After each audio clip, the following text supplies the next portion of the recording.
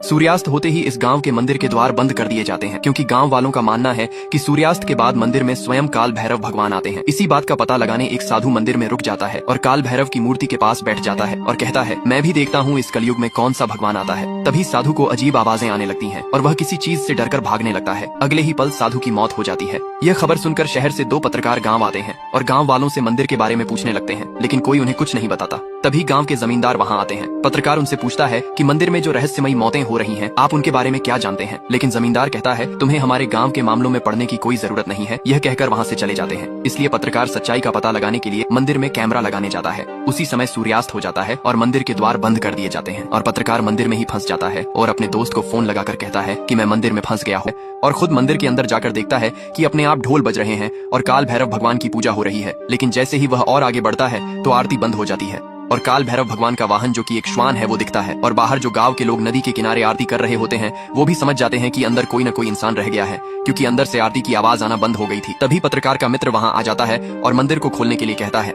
लेकिन गांव का जमींदार कहता है कि कुछ भी हो जाए, अब मंदिर के दरवाजे सुबह ही खुलेंगे। फिर जैसे ही सुबह होती है तो पुजारी जी मंदिर खोलते हैं और क्या देखने को मिलता है कि पत्रकार की मौत हो चुकी है। और तभी वहां पर एक पत्र उड़कर आता है जो कि काल भैरव भगवान की ओर से भेजा जाता, जिसपे लिखा होता है कि एक दिन मंदिर बंद रहेगा। और फिर गांव के लोग मंदिर बंद करके वहां से चले जाते हैं और वही गांव में कुछ लोग भेड़िए को पकड़ने के लिए जाल बिछाते हैं, लेकिन उसमें कोई अजनबी आके फंस जाता है। काल भैरव मंदिर बंद होने से पहले ही इंस्पेक्टर राहुल अंदर चले जाते हैं और जैसे ही आरती का समय होता है तो मंदिर के अंदर आरती नहीं होती, लेकिन अंदर से एक गोली चलने की आवाज आती है जिसे सुनते ही बाहर खड़े पुलिस वाले डर जाते हैं।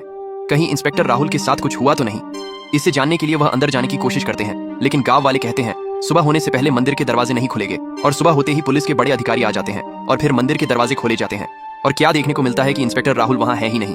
और यह देखकर जमींदार कहता है कि यह पहली बार हुआ है कि रात के समय मंदिर के अंदर रहने के बाद भी उस इंसान की लाश नहीं मिली। और तभी एक पुलिस वाला देखता है कि इंस्पेक्टर राहुल की कैप काल भैरव भगवान की मूर्ति के चरणों में पड़ी है। और तभी वहां काल भैरव भगवान की तरफ से एक पत्र आता है कि मंदिर 7 दिन के लिए बंद रहेगा और सिर्फ हवन के लिए खुला करेगा। और हवन के दौरान पुजारी जी रामू और उनकी बेटी को प्रसाद लेकर स्कूल भेजते हैं, लेकिन रामू रास्ते में अपने पत्रकार भाई के दोस्त को देख लेता है और उसका पीछा करता है, लेकिन उसे पकड़ नहीं पाता है।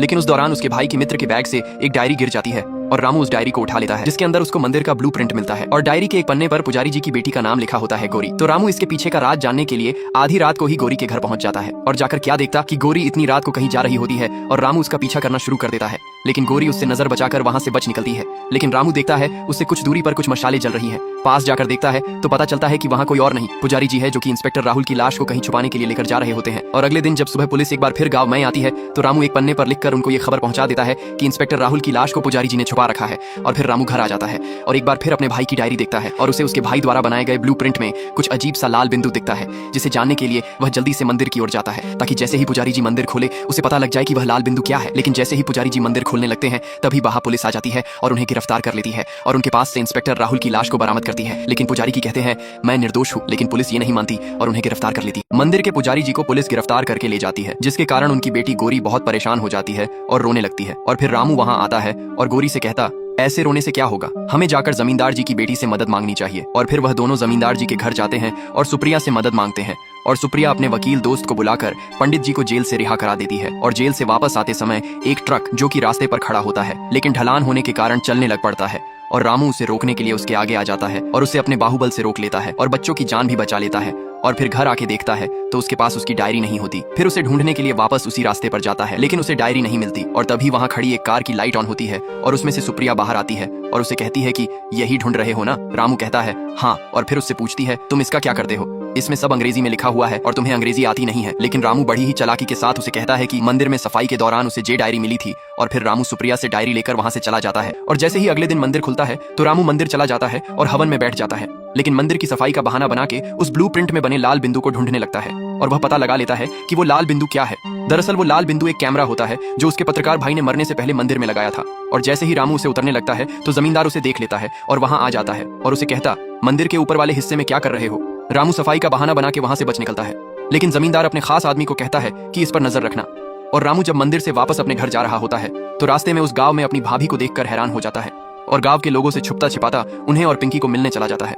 लेकिन सुप्रिया उसे देख लेती है और पता लगा लेती है कि रामू कोई और नहीं पत्रकार का भाई है और वहां से चले जाती है।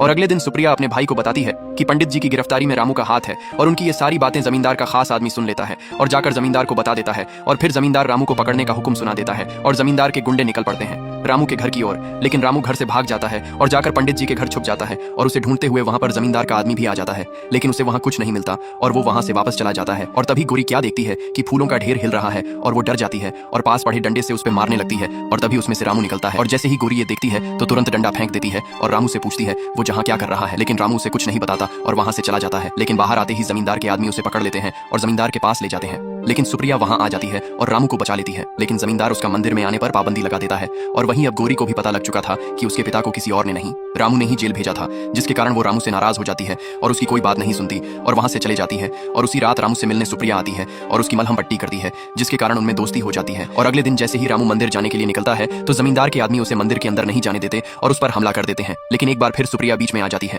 उसकी जान बचा लेती है। लेकिन रामू अभी भी चिंता में था तो सुप्रिया उससे पूछती है क्या बात है, तुम इतनी चिंता में क्यों हो। तो रामू उसे अपने भाई की डायरी में बना लाल बिंदु दिखाता है और उसे कैमरा वाली बात बताता है। सुप्रिया रामू को अपनी दोस्ती का वास्ता देकर मंदिर के अंदर कैमरा उतारने के लिए चले जाती है और बहुत आसानी से रामू को वह कैमरा उतार कर ला देती है, जिसे देखकर रामू बहुत खुश होता है। लेकिन यह खुशी ज्यादा देर नहीं टिकती, क्योंकि रामू जब उस कैमरे को घर पे अपनी भाभी और सुप्रिया के साथ देखता है तो उसे उसमें सिर्फ अपने भाई की लाश और एक परछाई दिखती है जो उसके भाई की लाश खींच रही होती है, जिसे देखकर रामू बहुत परेशान होता है। लेकिन सुप्रिया उसकी हौसला आवाजाही करती है, जिससे रामू एक बार फिर ठान लेता है कि जब तक अपने भाई के कातिल को नहीं पकड़ लेता वह रुकने वाला नहीं। और फिर अपने घर जाकर एक बार फिर से कैमरा को चेक करता है और उसमें दिख रही परछाई का प्रिंट आउट निकाल लेता है। और कुछ टाइम के लिए रामू भी मान लेता है कि यह परछाई काल भैरव भगवान की है। लेकिन तभी उसके दिमाग में आता है कि भगवान क्यों किसी निर्दोष को मारे गए, और इसी राज को पता लगाने के लिए रामू रात को ही मंदिर पहुंच जाता है। लेकिन तभी वहां एक पागल आता है और उससे काल भैरव भगवान का प्रिंट आउट ले जाता है और रामू उसे रोक नहीं पाता। लेकिन तभी रामू क्या देखता है कि गौरी इतनी रात को कहीं जा रही है और रामू जैसे ही यह देखता है रामू गौरी का पीछा करना शुरू कर देता है और जाकर क्या देखता है कि गौरी काल भैरव भगवान की पूजा कर रही है। लेकिन तभी गौरी उठ जाती है क्योंकि उसने रामू की आवाज सुन ली थी। और जैसे ही गौरी रामू को देखती है तो उससे नाराज होने के कारण उस पर गुस्सा करती है और रामू की एक भी नहीं सुनती और गुस्से में वहां से चले जाती है। लेकिन जैसे ही सुबह होती है रामू पंडित जी के घर पहुंच जाता है क्योंकि वह गौरी को मनाना चाहता था। और रामू पहुंचते ही पंडित जी के चरण छूता है और फिर पंडित जी रामू को गौरी और उसकी सहेली के साथ बैठ शाम को होने वाले जन्माष्टमी के पर्व की तैयारी करने को बोलते हैं। और रामू भी गौरी और उसकी सहेली के काम में हाथ बढ़ाने के लिए उनके साथ बैठ जाता है। लेकिन गौरी को यह बिल्कुल मंजूर नहीं था और गौरी रामू को खरी खोटी सुनाकर वहां से जाने को कहती है और रामू अपनी बेइज्जती सह नहीं पाता और वहां से चले जाता है। और फिर जैसे ही गौरी काम खत्म करके आती है तो उसके पिता उसे समझते हैं कि गुस्सा करना ठीक बात नहीं और बचपन में बताई गई बातें फिर दोहराते हैं, जिसे सुनकर गौरी शर्मिंदा होती है और तुरंत जाकर रामू से माफी मांगती है। और रामू भी बड़ दिल रखते हुए उसे माफ कर देता है। और वही एक और रामू के मरे हुए पत्रकार भाई के दोस्त ने मंदिर में लगे हुए कैमरा क्लिप का सौदा एक न्यूज चैनल के साथ किया। लेकिन जैसे ही वह उस कैमरा को लेने मंदिर में आया तो वह कामयाब न हो पाया, क्योंकि जमींदार के लोगों ने उस ओर हमला कर दिया था। और वहां से अपनी जान बचाकर वो सीधा पंडित जी के घर गया और धोखे से पंडित जी के घर से मंदिर की चाबी की नकल का शाप ले लिया। जमींदार घर आता है और अपनी बेटी सुप्रिया को बताता है कि इस बार जन्माष्टमी के पर्व पर कृष्णा को झूला झुलाने का मौका सुप्रिया को मिलेगा, जिसे सुनकर सुप्रिया बहुत खुश होती है।